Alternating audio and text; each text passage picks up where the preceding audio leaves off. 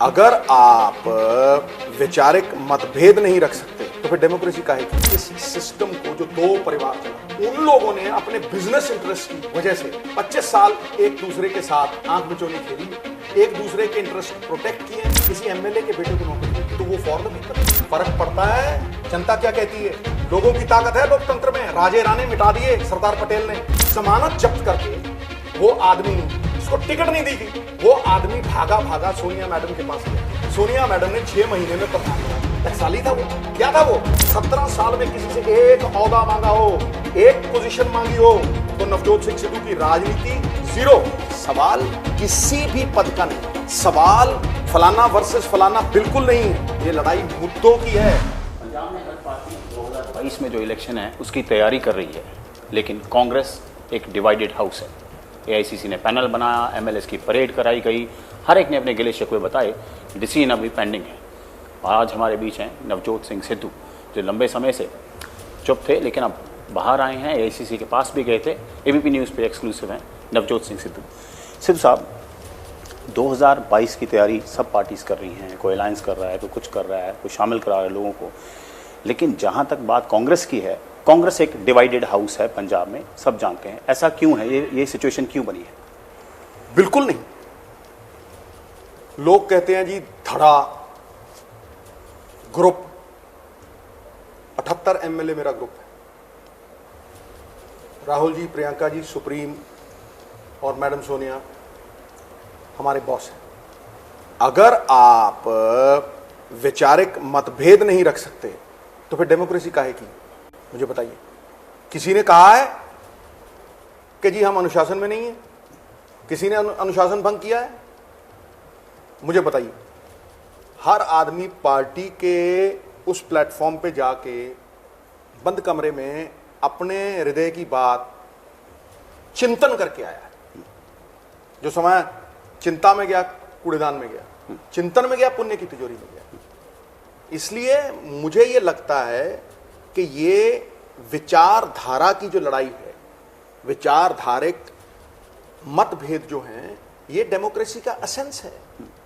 इसे कोई रोक नहीं सकता, हर जगह है। सर, अगर पंजाब कांग्रेस में सब कुछ ठीक है तो एआईसीसी को पैनल क्यों बनाना पड़ा? एमएलएस की परेड मैं कह रहा हूं, मैंने ये तो नहीं कहा कि सब कुछ ठीक है। विचारधारा के मतभेद क्यों होते हैं? इलेक्शन के नजदीक, इलेक्शन से पहले सब जगह, सब टाइम पे होते हैं। सवाल किसी भी पद का नहीं, सवाल फलाना वर्सेस फलाना बिल्कुल नहीं है। कैप्टन वर्सेस नवजोत, मैं कह रहा हूं बिल्कुल नहीं है। ये मुद्दा, जब मुद्दे से भटकाना होता है ना, तो ये ऐसे ही शुरली कहते हैं इसे पंजाबी में, शुरलियां छोड़ी जाती, शगुफे छोड़े जाते हैं कि भटक जाए लोग, उनका ध्यान कहीं और लग जाए और असली मुद्दों पे ध्यान ना जाए। ये लड़ाई किसी भी ओहदे की नहीं है, किसी पोस्ट की नहीं है, किसी पोजीशन की नहीं। ये लड़ाई मुद्दों की है। और मुद्दे क्या हैं? मैं अपना अगर 17 साल का पॉलिटिकल जीवन देखूं असीम, और मैं उस सफर की बात करना चाहता हूं, क्योंकि उसके जिक्र के बिना ये बात पूरी होगी नहीं। और ध्यान से सुनना, उसमें 3 बार एमपी अमृतसर, 1 बार राज्यसभा में, फिर एमएलए, फिर मिनिस्टर, राइट? क्या मंसूबा था नवजोत सिंह सिद्धू का? क्या लक्ष्य था? क्या साध्य था? जिसके लिए साधनों की भी जरूरत हो। साध्य की प्राप्ति तो परिणाम मात्र है, उसका असली कारण साधन है। क्या था? कि इस सिस्टम को जो दो परिवार चलाते हैं, दो बड़े पंजाब के पावरफुल परिवार चलाते हैं, बारियां खेलते हैं। अब मेरी बारी, अब तेरी बारी, जिसे मैं 75-25 कहता हूं। ठीक है? 2 परिवार, सिर्फ 2 परिवार, राइट? उन लोगों ने अपने बिजनेस इंटरेस्ट की वजह से 25 साल एक दूसरे के साथ आंख मिचौनी खेली है, एक दूसरे के इंटरेस्ट प्रोटेक्ट किए हैं, और बिजनेस इंटरेस्ट की वजह से उन लोगों ने लेजिस्लेचर की गरिमा, लेजिस्लेचर मतलब चुने हुए नुमाइंदे, एमएलए, एमपी, मिनिस्टर्स, उसकी गरिमा को भी गौण कर दिया है। कैसे? अरे भाई, लोग जो हैं, लोग एमएलए चुनते हैं, लोग मिनिस्टर चुनते हैं, लोग अफसर नहीं चुनते। जब आप एक सिस्टम को अफसरों का मोहताज बना दोगे, अफसरों को जवाबदेही बना दोगे, तो लोगों की ताकत कहां है? संविधान की जो स्पिरिट है, संविधान की जो जज्बा है कि लोगों की सरकार लोगों के वास्ते, the power of the people must return to the people, governments by the people for the people, वो कहां है? सर तो आपकी गवर्नमेंट है पंजाब में, it is for the people नहीं है। मैं क्या कह रहा हूं कि जब आप किसी एमएलए के बेटे को नौकरी देते हो तो वो फॉर द पीपल है, तरस के आधार पे, शहादत के आधार पे, तीसरी पीढ़ी के बाद तरस के आधार पे है। क्या आप कतार में आखिरी आदमी को तरस के आधार पे, जिसके घर में कोई कमाने वाला नहीं, उसको दोगे, या कतार में आगे खड़ा हुआ प्रिविलेज्ड आदमी उसको आप नौकरी दोगे? कहां है मेरिट? कहां है मेरिट को ऑनर करना? दूसरी बात मैं तुम्हें पूरी तरह से समझाना चाहता हूं। अरे भाई, जिस गरीब के घर में कोई कमाने वाला ही नहीं, उस पर कोई तरस नहीं, और जिसके पास सैकड़ों करोड़ों की जमीन है, जिसके पास पद है, उसे नौकरी दोगे? ये जो है, ये स्पिरिट ऑफ द कॉन्स्टिट्यूशन के खिलाफ है। मैं इस रास्ते पे चला हूं, मेरा बेटा पहले दिन, और इसी तरह ये सिस्टम लोगों को फंसाता है, उन्हें कुछ ना कुछ दे के ये जताता है। आज कुर्सी को खतरा पड़ा तो एमएलए के बेटों को जॉब्स मिलने लगी। किसकी कुर्सी को खतरा? मैं कह रहा हूं, सबको पता है। पॉलिटिक्स में आप जो बात कहते हैं वो समझते हैं लोग, सब समझते हैं। लेकिन आपके चीफ मिनिस्टर ने तो बैक किया ट्वीट करके कि मैं वापस नहीं लूंगा नौकरियां। लोग क्या कह रहे हैं? ये लोग क्या कह रहे हैं भाई? जाके देखो ना, पूछो क्यों विरोध हो रहा है, कहां विरोध हो रहा है। अरे भाई, लोग पार्टियों की बात नहीं कर रहे कि पार्टियों को खुश करना है। आप ये बताइए कि जो आम गरीब आदमी है उसको कैसे खुश करना है? कतार में आखिरी आदमी जिसके पास वो ताकत पहुंचनी चाहिए थी, जो हिस्सेदार बनाना चाहिए था, उसको कैसे खुश करना है? लोगों की ताकत लोगों के वास्ते, ये लोग समझते ही नहीं, क्योंकि ये सरकारें चलती हैं लोगों के टैक्सों से, टैक्सों के पैसे, जो टैक्स के पैसे देते हो, टूथपेस्ट पे टैक्स, तेल पे टैक्स, डीजल पे, पेट्रोल 100 पार कर गया, उस पे इनडायरेक्ट टैक्स, हर चीज पे टैक्स। वो टैक्सों के जो पैसे हैं वो उसके पास डेवलपमेंट के रूप में पहुंचते हैं। उसका बेटा ठीक स्कूल में जाता है क्या? उसके पास डिग्री है, उसके पास नौकरी है क्या? इसके ऊपर किसी ने मंथन किया है? कांग्रेस में भी मंथन चल रहा है, कांग्रेस में भी चिंतन चल रहा है, यथार्थ के धरातल पे खड़ा होकर चल रहा है। इसमें क्या खराबी है भाई?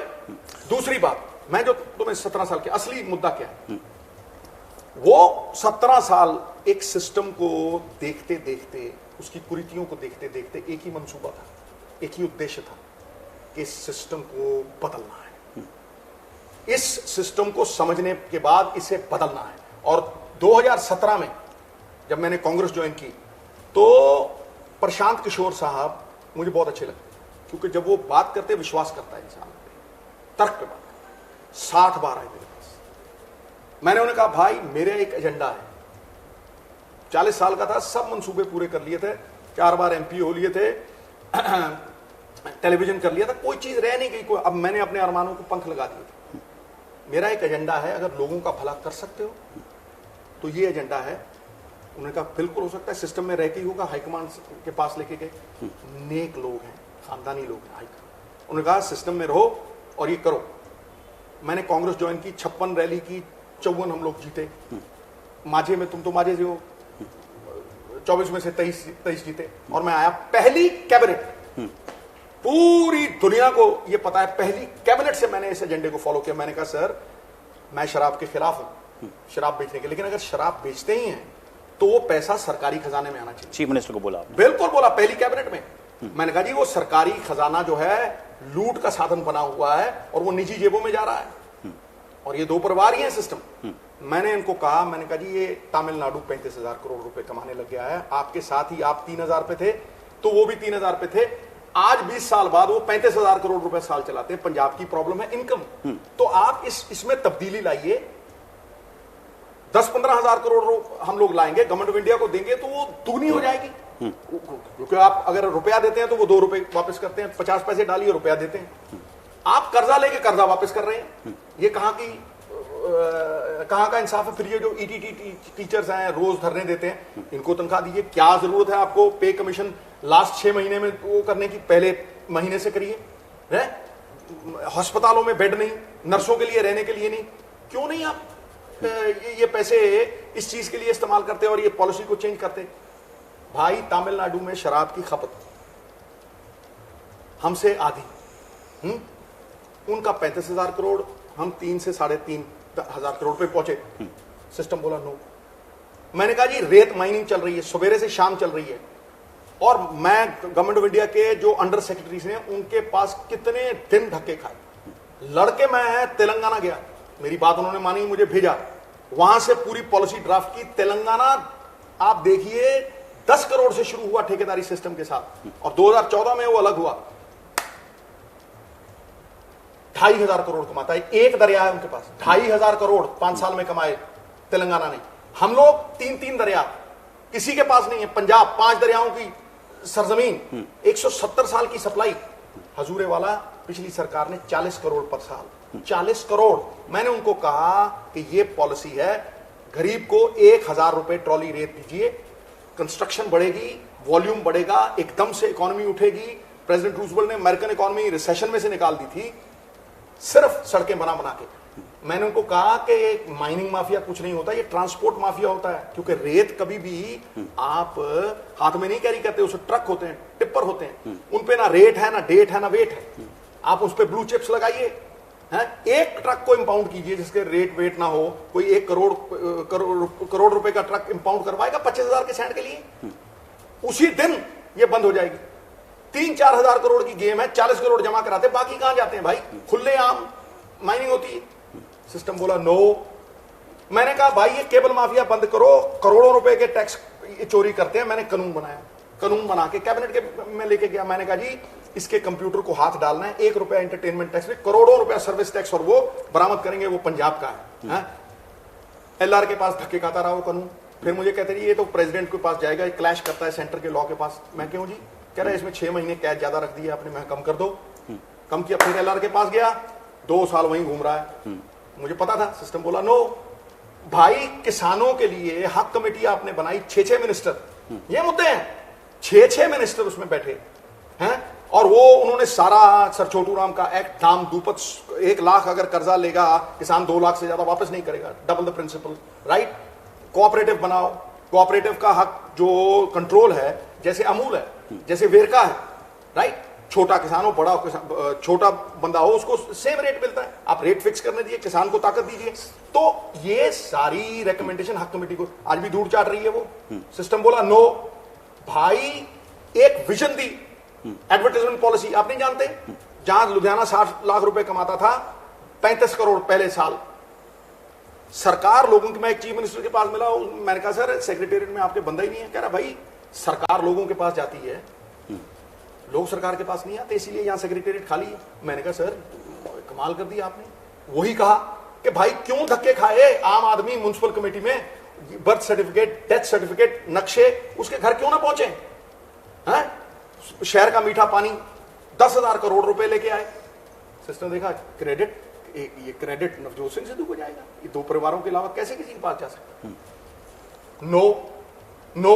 5 पुल सरदार बादल के टेन्योर पे, असीम ध्यान से सुनना, तुम थे वहां, मैं फास्ट ऑन टू डेथ गया, सरकार बीजेपी ने, उन्होंने मुझे रोका, उन्होंने कहा जी हमारे पार्टनर। मैं कहा पार्टनर तो सर पे चढ़ेंगे, हमारी जूती हमारे सर पे आएगी हैं, हमारे सर पे, हमने दी ताकत, 25 MLA हमारे, ये बनाना पड़ेगा। तो बादल ने डरते हुए रात को, प्रकाश सिंह बादल साहब ने रात को ही वो मंजूर दे दी। 6 महीने लॉलीपॉप था रैपर, उसमें अंदर कुछ था ही, 6 महीने नहीं बने। अपनी सरकार आई, ललक के साथ हम गए, 5 पुलों के 150 करोड़ रुपए अमृतसर की जमीन के बिके। सर ये 150 करोड़ है। गोयल साहब के पास गए, उन्होंने पास कर दिया फट करके। 25 साल में जो परमिशन नहीं मिलती वो 5 दिन में हुई, वो दिए। इनसे उद्घाटन कराया। सिद्धू को क्रेडिट मिलेगा। स्पोर्ट्स एकेडमी 35 एकड़ जगह रोक के रखी। 35 बच्चे कहते थे हमें खेलने के लिए जगह नहीं है साहब, हम खेल नहीं सकते, हमें भगा देते हैं। आपको पता है मेरी कॉन्स्टिट्यूंसी में थोड़ा ना, वो अमृतसर के लिए, हमारी पगड़ी के लिए भाई हैं। सिद्धू को क्रेडिट मिलेगा, अमृतसर का विकास रोक दो, यही वो करते थे, अमृतसर का विकास रोक दो, ये मुद्दे नहीं है। यही अकाली दल करता था, ये कांग्रेस करती है। सेम। मैं कांग्रेस नहीं, ये 2 परिवार, कांग्रेस को मत जोड़ो इसके साथ। ये मेरी बात सुनो, ये बारियां खेलते हैं, सबको पता है ये 2 परिवार कौन है। हैंडओवर चल रहा है, हैंडओवर चल, 400 की वैक्सीन 1600 में कैसे बिकेगी, और खुलेआम उसकी अनाउंसमेंट कैसे की जाएगी, हम 1600 में बेच रहे हैं भाई। ये जो विधायकों के बेटों को ये नौकरियां दी गई है, क्यों दी गई हैं? हैं? ये क्या चल रहा है? तो ये आपकी सरकार ही कर रही है ना। भाई कुछ लोग कास्ट समाज क्यों आएगा भाई, क्यों, क्या चल रहा है ये मतलब क्या चल रहा है? ये हमेशा से यही चलता रहा है 25 साल से, और ये यही करना चाहता रहा है सिस्टम। बोला नो, मैंने कहा ड्रग्स सबसे बड़ा मुद्दा, ड्रग्स, इसी पे सरकार बनाई थी हमने, बनाई थी कि नहीं बनाई थी ना? वो ड्रग्स जो बेचते थे, पोले की स्टेटमेंट है, आपको नहीं पता? सड़क के ऊपर खड़ा होकर वो कहता है कि जी ये मंत्री हमें बिकवाता था सफेद गाड़ियों में ये स्यूडोफाइटिन जो सिंथेटिक ड्रग है, जिसमें पंजाब की जवानी का नाश कर दिया। We don't fight election for the next election, हम अगला इलेक्शन अगली पीढ़ी के लिए लड़ते हैं। पीढ़ी नाश करने के कगार पे खड़ी करती उस बंदे के लिए पूरी तरह से प्रूफ साथ में, लोगों के बयान साथ में, जी कार्रवाई करो। पंजाब यही एक्सपेक्ट करता है कि जिस राज्य में अच्छा काम करने वाले की पीठ न ठोकी जाए और बुरा काम करने वाले को दंडित ना किया जाए, उसको तबाह हो जाएगा सर। नहीं, पर कैप्टन साहब की मजबूरी क्या है, क्यों नहीं करते? कहा अरे भाई एक दूसरे के बिजनेस इंटरेस्ट प्रोटेक्ट करते हैं भाई, ये बिजनेस है, बिजनेस चल रहा है। गुरु एक मिनट सुनना, एक ने 1.5 लाख करोड़ चढ़ा दिया कर्जा 5 साल में, 1.25 लाख करोड़ हमारे उसमें आ गया। कैसे कैसे उतारेगा? मुझे एक लीडर बताना असीम, जिसका 10 करोड़ का घर हो और 500 करोड़ का ऊपर कर्जा हो, रात को सो के दिखाए, बोलना कोई है भाई?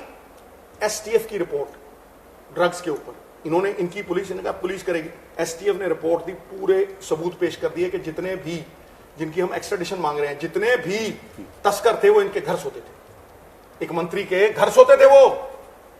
सत्ता, पिंदी और ये सैंड माइनिंग सारी यही करता था, 40 करोड़ जो जमा कराते थे यही कराता था। हैं, इसको पकड़ो, हाई कोर्ट को भेज दी, सो रहे सब। किसी मेरे जैसे आदमी ने जाके शोर मचाया, उसने कहा भाई उठो, हाई कोर्ट ने आदेश दिया सरकार को, एक्शन लो, टेक एक्शन। एडवोकेट जनरल कहता जी भेज दी ऊपर, सिस्टम कहता हमने पढ़ी नहीं। अरे पढ़ी नहीं, टाइम नहीं पढ़ने के लिए, बदले बदले से नजर आते हैं जनाब, पढ़ी नहीं। सब एमएलए जोर जोर से बोल रहे हैं सर हमारा रहेगा कुछ नहीं है, तो कैसे होगा? तो कैप्टन साहब ने तो प्रेस नोट जारी किया कि हमने 85% जो काम है वो सरकार ने पूरे कर दिए हैं। आपने चाहे बोल रहा हूं कि मैं कैबिनेट में जाके इश्यूज टेकअप किए, माइनिंग के, लेकिन कैप्टन साहब कहते हैं 85% मैंने मैनिफेस्टो पूरा कर दिया। दोस्त लोगों के पास जाके पूछना, तुम्हारे चैनल ने भी तो एक सर्वे किया था, क्या कहता है वो सर्वे?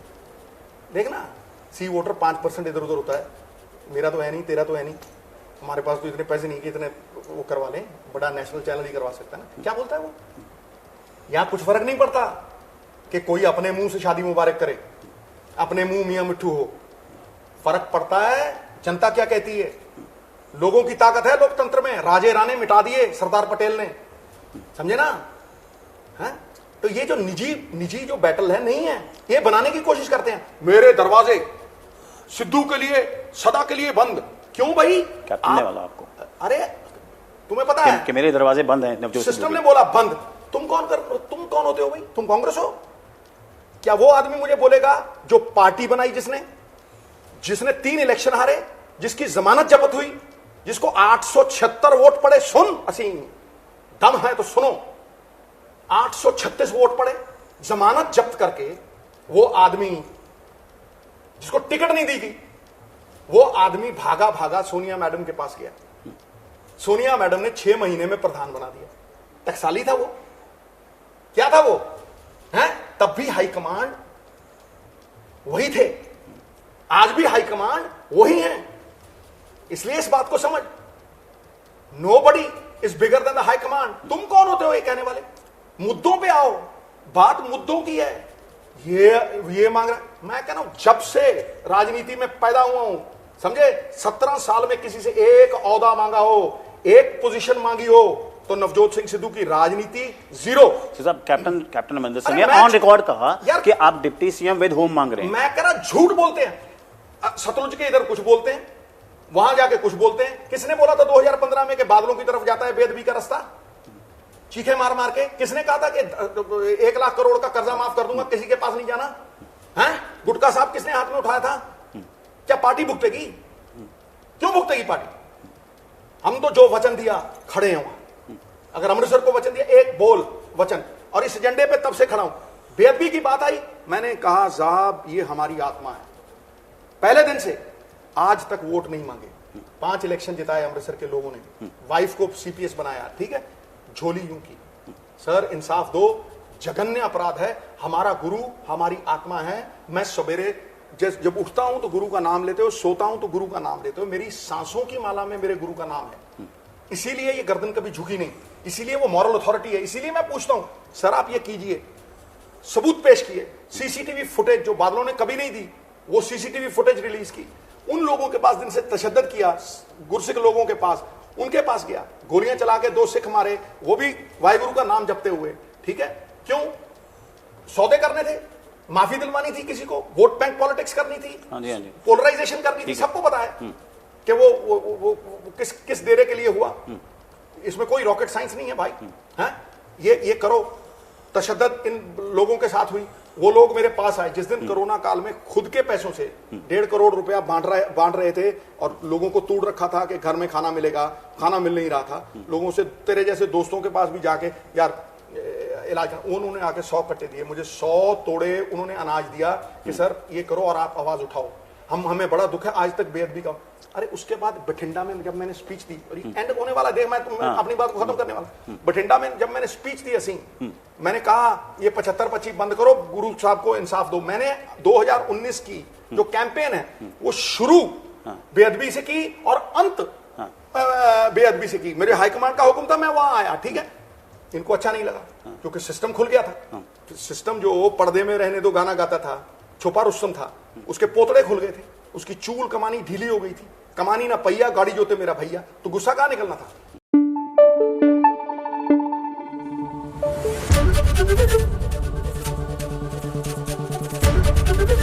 एबीपी न्यूज आपको रखे आगे।